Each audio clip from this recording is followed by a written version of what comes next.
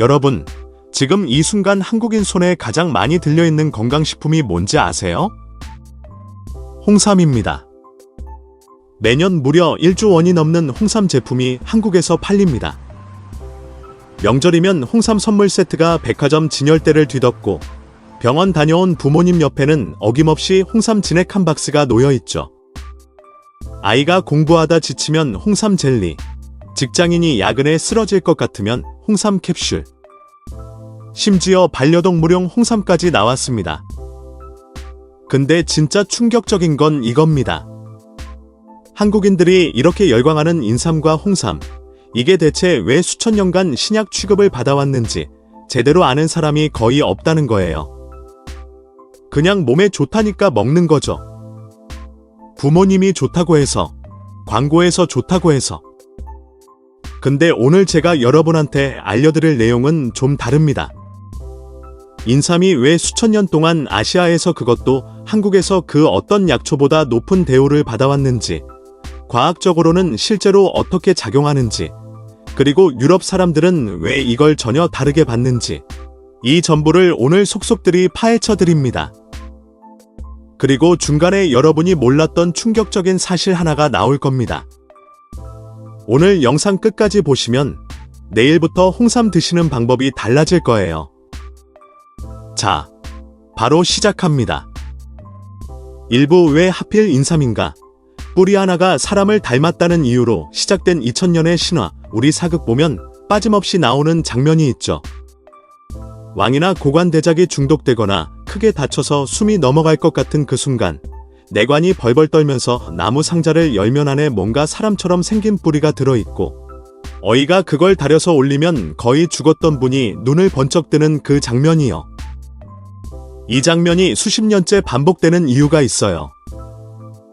그게 그냥 드라마적 과장이 아니라 실제로 조선시대의 인삼이 그 정도 취급을 받았거든요. 조선왕 조실록을 보면 인삼이 무려 수천 번 등장합니다. 왕의 건강 관련 기록에도, 외교 기록에도, 전쟁 관련 기록에도요. 조선시대 인삼은 돈이었어요. 금보다 비쌌습니다. 중국 청나라와의 교역에서 인삼은 핵심 무역 품목이었고, 일본에 수출할 때도 인삼이 들어가면 협상력이 달라졌습니다. 왜 이렇게까지 귀한 대우를 받았냐고요? 이게 처음에는 황당하게 들릴 수 있는데 일단 들어보세요. 인삼이 귀해진 가장 원초적인 이유는 딱 하나였습니다. 뿌리가 사람을 닮았다는 거예요. 네, 진짜입니다. 한자로 인삼의 인이 사람인 자거든요. 뿌리를 보면 머리에 해당하는 부분이 있고, 몸통이 있고, 다리처럼 두 갈래로 뻗어 내려오는 가지가 있고, 양쪽으로 팔처럼 뻗은 잔뿌리들이 있어요. 처음 발견한 사람이 이걸 보고 얼마나 놀랐을지 상상이 되죠? 사람 모양의 뿌리다.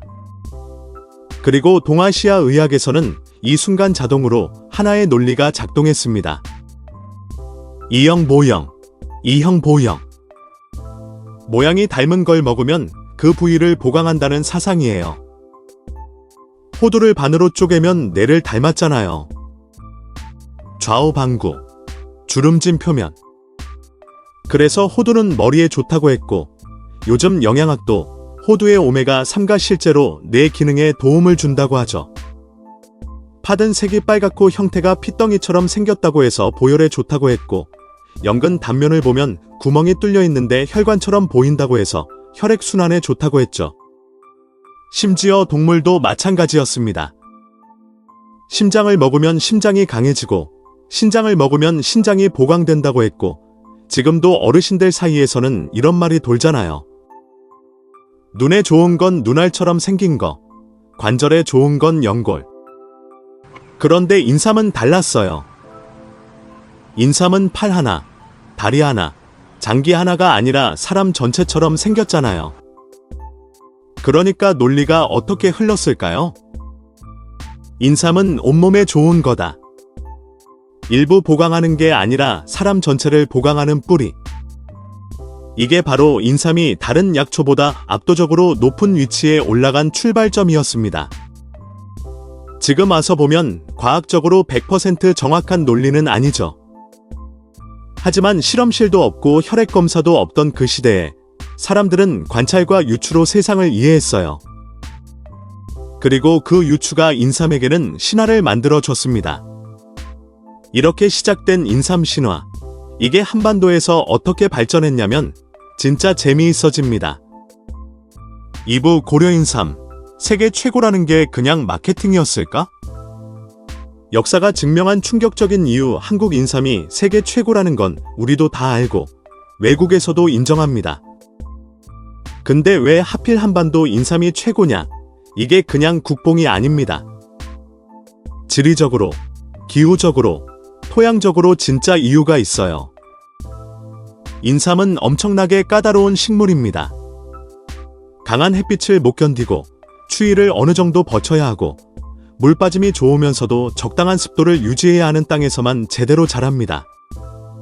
게다가 같은 땅에서 한번 재배하면 그 땅은 몇십 년간 다시 인삼을 심을 수 없어요. 땅이 너무 많은 걸 소진하거든요. 그런데 한반도, 특히 경기도 개성과 충청도, 강원도 일부 지역은 이 조건이 기가 막히게 맞아떨어졌어요. 사계절이 뚜렷하고 봄, 여름 강수량이 충분하면서도 배수가 되는 토질, 겨울에 충분히 추운 기온. 전 세계적으로 이 조건을 동시에 갖춘 지역이 몇 없었고 그중 가장 조건이 좋은 곳이 한반도였습니다. 개성. 지금은 북한 땅이지만 조선시대에는 인삼의 수도라 불렸어요. 개성 상인들이 인삼 무역을 장악했고 개성 인삼은 중국, 일본, 동남아시아까지 퍼져나갔습니다. 중국 기록에도 고려삼이 최고라는 문구가 수없이 등장해요. 그럼 왜 환경이 까다로울수록 인삼이 좋아지는 걸까요? 여기에 과학이 들어옵니다. 인삼은 원래 허약한 식물이에요. 직사광선에 타버리고 추위에 얼고 병충해에 쉽게 당하죠. 이 식물이 살아남으려면 자기 안에서 방어 물질을 만들어야 합니다. 마치 갑옷을 두르는 것처럼요. 추울수록, 땅이 메마를수록, 환경이 가혹할수록 이 방어 물질을 더 많이, 더 오랫동안 축적합니다. 그리고 이 방어 물질이 바로 인삼을 인삼답게 만드는 핵심 성분인 사포닌, 즉 진세노사이드예요. 그러니까 인삼의 효능은 인삼이 얼마나 힘들게 살았느냐에 달려 있습니다. 편하게 자란 인삼은 성분이 적고 혹독하게 자란 인삼은 성분이 많아요. 산삼이 그토록 귀한 이유가 바로 이겁니다. 아무도 돌봐주지 않는 산속에서 추위와 건조함과 척박한 토양을 스스로 버티면서 수십 년을 자란 인삼, 그게 얼마나 많은 진세노사이드를 품고 있겠어요? FM코리아에 한번 올라온 글이 있었는데 산삼 한 뿌리 가격이 수백만 원에서 수천만 원에 달한다고 충격받는 반응이 수백 개 달렸었죠. 근데 거기에 한의사라는 분이 댓글 달았어요. 그게 비싼 게 아니에요. 그 산삼이 그 환경에서 그 세월을 버텼다는 게 얼마나 희귀한 건지 아세요? 이 댓글 하나가 핵심을 찌르는 거라고 생각해요. 인삼은 오래 고생한 만큼 값어치가 있습니다. 3부 동양의학이 인삼을 만병통치약으로 만든 진짜 논리체계 이영보영이 인삼 신화의 출발점이었다면 한의학의 이론체계는 인삼을 완전히 다른 차원으로 끌어올렸습니다. 한의학에서 인체는 기계가 아닙니다. 한의학은 인체를 4가지 축으로 이해해요.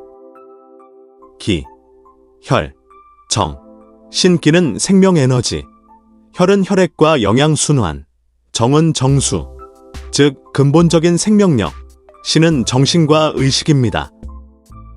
건강하다는 건 이 4가지가 균형을 이루고 있다는 뜻이고 병이 든다는 건 어딘가에서 이 균형이 무너진다는 뜻이에요. 그리고 인삼은 한의학에서 이 중에서 기를 보충하는 최고의 약재로 분류됩니다. 구체적으로 말하면 대보원기, 원기를 크게 보강한다는 뜻인데요. 원기는 그냥 체력이 아니에요. 원기는 우리가 태어날 때부터 지닌 근본적인 생명 에너지예요. 부모로부터 물려받고 살면서 소모되는 그 에너지. 원기가 고갈되면 몸이 회복 능력을 잃습니다. 어떤 약을 써도 효과가 없는 상태, 한의학에서는 이걸 기탈 또는 망향이라고 하는데요. 이 극단적인 상태에서 인삼이 쓰였습니다. 독삼탕이라는 게 있어요. 인삼 하나만을 달여서 만드는 처방인데 이게 사용되는 때가 환자가 거의 죽어가는 상황이에요. 다른 약을 쓸 여유조차 없을 때 일단 인삼부터 달여서 넣었습니다. 목숨을 붙잡아두는 역할이었던 거죠. 이 기록이 조선왕조실록에 실제로 나옵니다. 왕이 위독할 때 어이들이 독삼탕을 올렸다는 기록이 여러 차례 등장해요. 근데 인삼이 단순히 응급처치에만 쓰인 게 아니에요. 일상적인 쓰임이 더 광범위했습니다. 비패를 보한다고 했는데 비는 소화계, 패는 호흡계요. 소화가 잘 안 되고 기침이 잦고 몸이 늘 피곤한 사람에게 인삼을 처방했습니다. 안신익지, 정신을 안정시키고 지혜를 더한다는 표현도 있어요. 요즘 말로 하면 스트레스 완화와 인지 기능 향상이죠. 그리고 이게 왕실에만 머물렀냐? 아니요. 무장들도 인삼을 챙겼습니다. 전쟁터에 나가기 전에 인삼을 먹으면 피로를 더 잘 버티고 부상 회복이 빠르다고 믿었어요. 조선시대 전쟁 관련 기록에서도 군량과 함께 인삼이 보급품으로 언급되는 경우가 있습니다. 장사꾼들도 마찬가지였어요. 한양에서 의주까지, 의주에서 영경까지 수십 일을 걷는 상인들에게 인삼은 체력 보조제였습니다. 그러니까 인삼은 왕의 약이기도 했고, 군인의 약이기도 했고, 상인의 약이기도 했어요. 이렇게 사회 전 계층에 걸쳐 사용되고 수백 년간 그 경험이 쌓이고 기록되다 보니까 인삼은 단순한 약초를 넘어서 거의 제도화된 신앙처럼 자리 잡았습니다. 우리가 지금 홍삼 CF를 보면서 당연하다고 느끼는 그 감각, 그게 수백 년이 쌓인 문화적 기억이에요. 사부과학은 뭐라고 말하나? 인삼의 효능, 드라마를 걷어내면 뭐가 남나? 자, 이제 가장 중요한 부분입니다.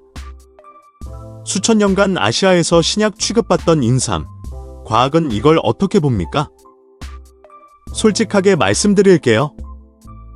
인삼은 진짜 효과가 있습니다. 하지만 그 효과는 여러분이 기대하는 것과 좀 다를 수 있어요. 인삼을 먹으면 죽어가던 사람이 살아나거나 암이 낫거나 당뇨가 사라지는 그런 드라마틱한 일은 일어나지 않아요. 그러면 인삼은 사기냐고요? 아닙니다. 제대로 된 역할이 있어요. 인삼의 핵심 성분인 진세노사이드는 현재 국제학술지에 무려 수천 편의 연구 논문이 발표되어 있습니다. 이미 검증된 효과들이 있어요. 첫 번째는 적응력 강화입니다. 인삼은 어댑토젠 식물로 분류돼요. 어댑토젠이 뭐냐면 몸이 스트레스를 받을 때 그 스트레스에 적응하는 능력을 높여주는 물질입니다. 과로로 코르티솔이 과다 분비될 때, 면역이 흐트러질 때, 수면 리듬이 무너질 때 인삼은 몸이 균형을 되찾도록 돕습니다. 특정 병을 치료하는 게 아니라 몸이 스스로 회복하는 능력을 보조하는 거예요. 두 번째는 피로 개선입니다. 이건 임상시험으로도 꽤 잘 검증된 부분이에요.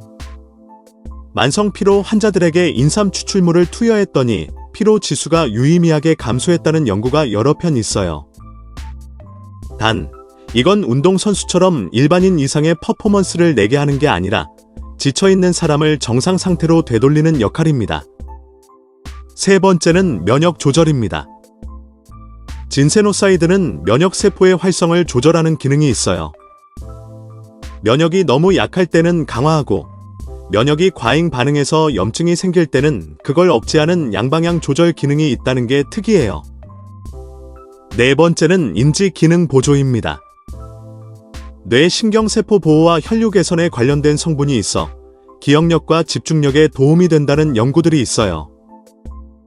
다만 이건 아직 연구가 진행 중인 분야라 확실한 결론을 내리기엔 이른 상태예요.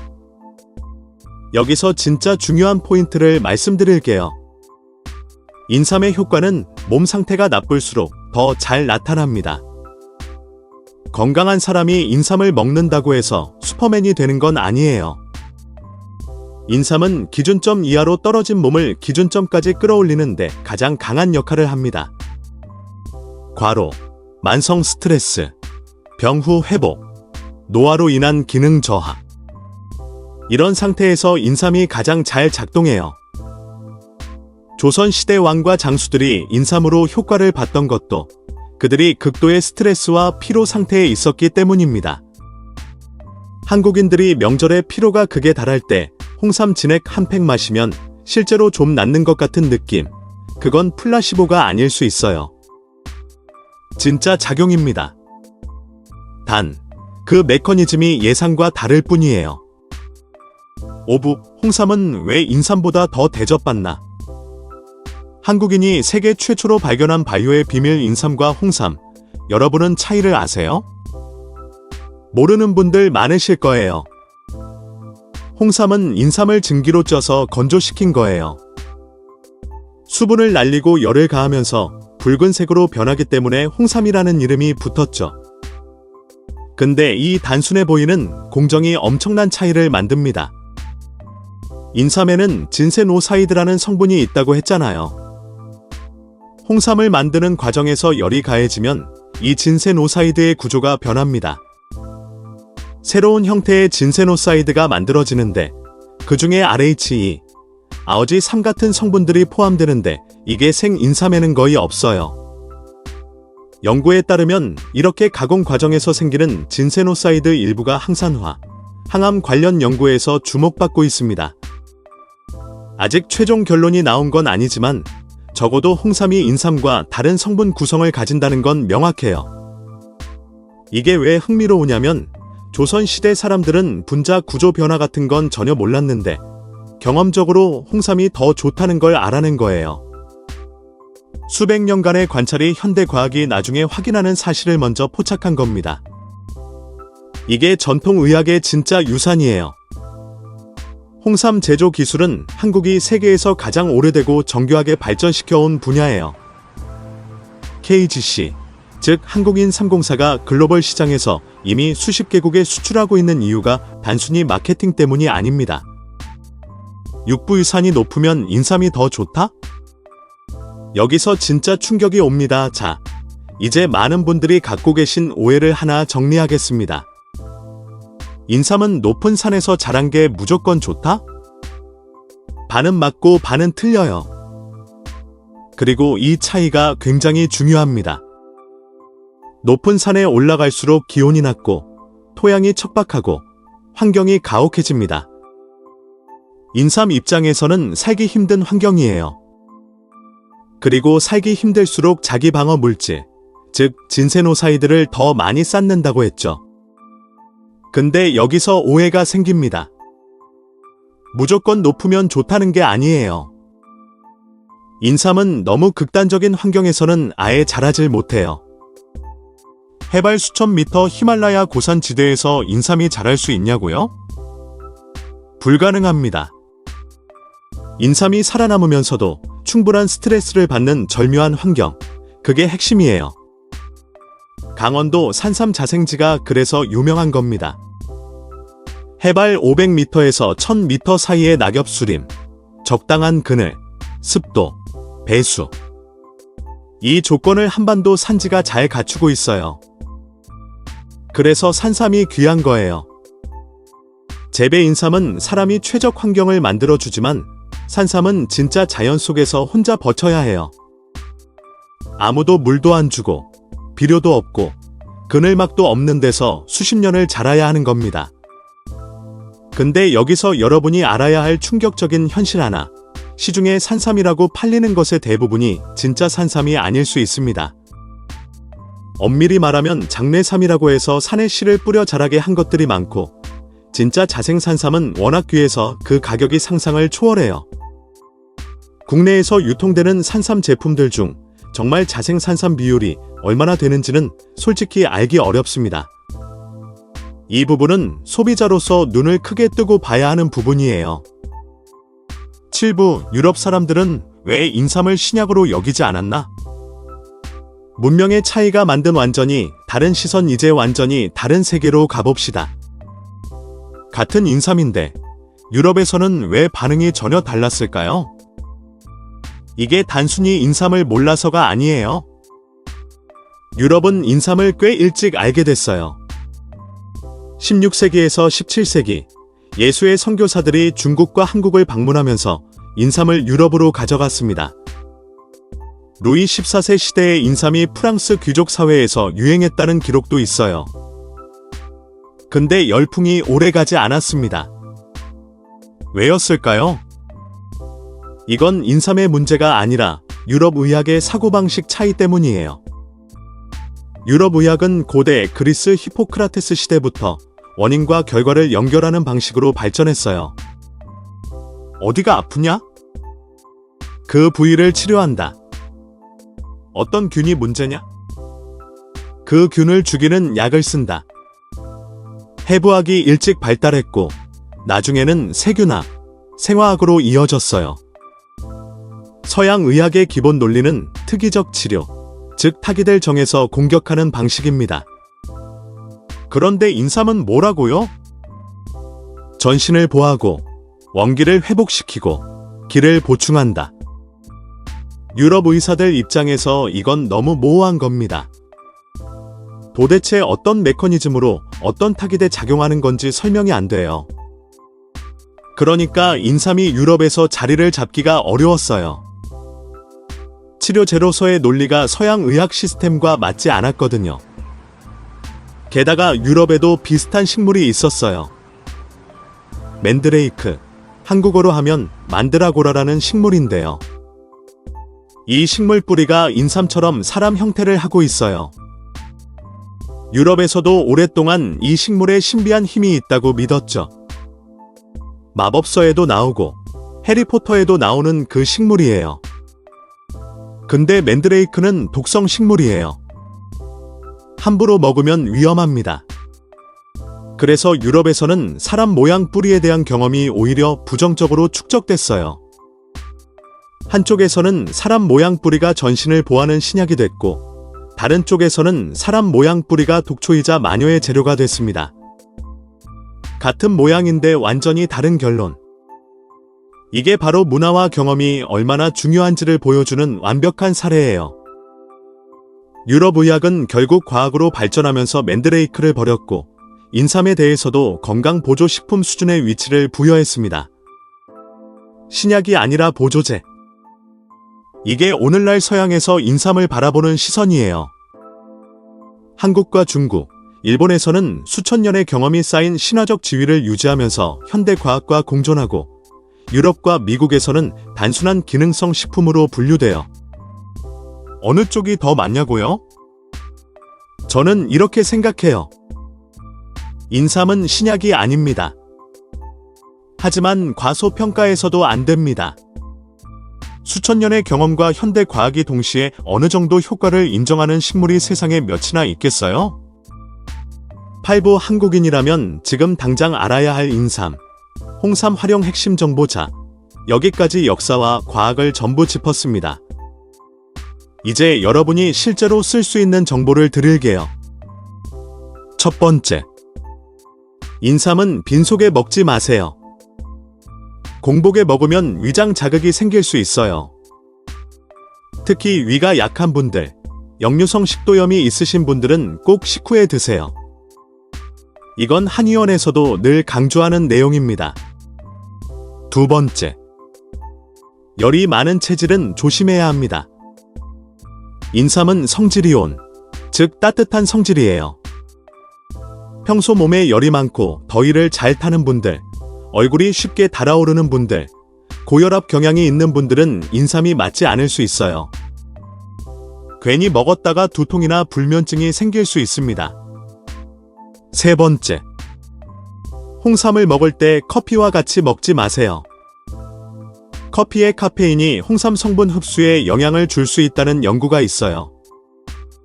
홍삼을 마신 후 최소 1시간은 기다렸다가 커피를 마시는 게 좋습니다. 네 번째. 꾸준히 먹어야 효과가 있습니다.